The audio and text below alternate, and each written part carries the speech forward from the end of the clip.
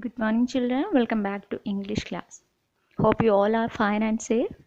Stay safe, stay healthy, and stay happy always. Okay, dears, today it's time for us to have a look on the next chapter of our literature book, The Queen's Tree. Okay, so first, let me start with the writer.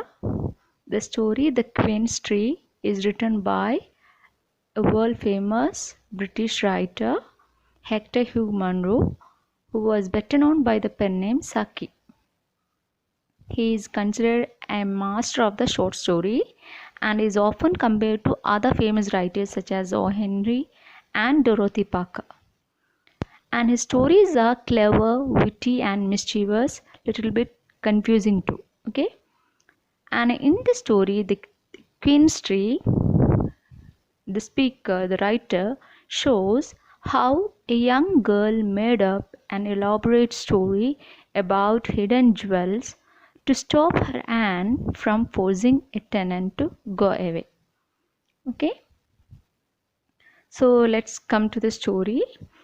Our main character, who is a young girl, her name is Vera, and her aunt's name is Miss Beverly Cumple.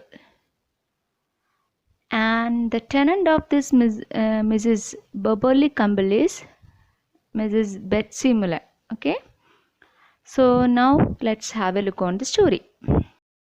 When the story begins, let's find Vera tells her aunt, Miss Beverly Cumble, that she had visited Betsy Mullen and found her worried about being unable to pay her rent that was outstanding for 15 weeks then.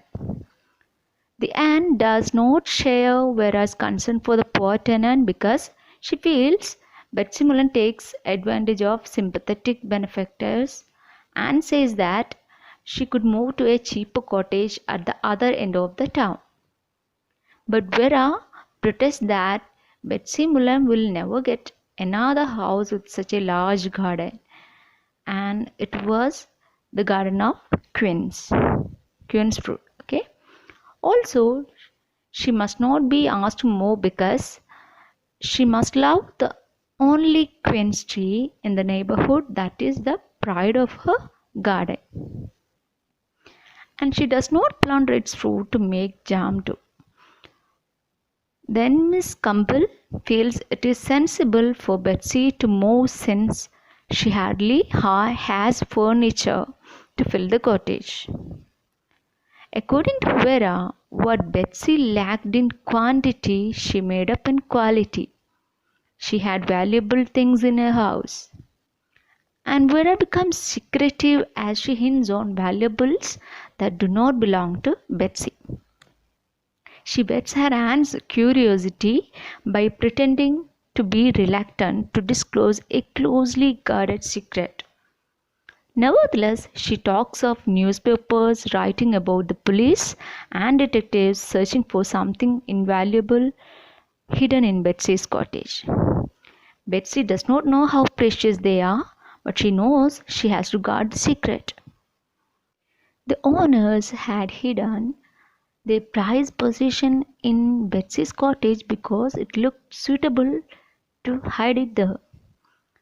Miss Lambert had helped them to hide it in Betsy's house, and Miss Lambert is a prestigious woman in that society. And Miss Cumble is shocked that Miss Lambert should be supporting a theft, given that she is supposed to be a conscientious person. Vera sounds even more mysterious when she says Miss Lambert could be protecting someone. There were so many people involved in this theft, with no one being sure who the real owners were. And Miss Cumble is a self-righteously indignant woman. She is ready to call the police then, because she is convinced Betsy is not a respectable woman if she is hiding stolen goods in her cottage. That is when Vera reveals that Cuthbert, who is the future son-in-law of Miss Beverly Cumble, could be involved in this theft. Cuthbert is highly respected and is to marry Miss Cumble's daughter Beatrice. But it was Cuthbert who had brought the valuables in his car into this cottage, according to Vera. He had suggested that they should be hidden in Betsy's house, and he was doing it only to help his friend Peggy's son. He is also another character of Vera's story. Okay? And so Vera points out to her aunt it would be impractical to ask Betsy to vacate the cottage. She would find it difficult to move the valuables without attracting attention to them. She thinks that perhaps some arrangements will be made to ship the booty in the course of the next few years. Then Miss Cumple decides to talk to Cuthbert, but only after the wedding. And Vera is relieved now. She tells her best friend the wedding is scheduled for the next year, and so Betsy would continue to live in her cottage, rent free, and be cared for by her aunt to keep her from dying before the year is done. And while she is discussing these things with her friend the very next day, her friend wonders how Vera got to know the mystery of this hidden jewelry and about this theft. At this moment, Vera confesses that she had invented that mystery, that story, but it was still a mystery how Betsy would be able to get the money to pay her arrears of rent. So actually, it was a made-up story by Vera to rescue Betsy Muller. And Vera is happy. She has helped Betsy continue to live in her cottage for free with a prized quince tea, and also Vera will get enough quince jam from her for free. That ends our story. So dears, actually it is a mysterious story.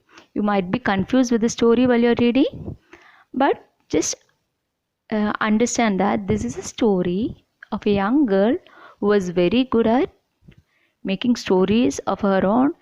But even though this is not a good habit, here she rescues a poor lady from her rich aunt. Okay, so in that sense this story has some sense. So I do hope you enjoy the story. It has no more values to share with you, but at the same time it gives a warning that we shouldn't be like Vera. We have to help the poor, but for that, making stories, creating stories, lies, and all these things are not good actually. But since this is a story, let's enjoy the story. Hope you enjoy the story. Thank you.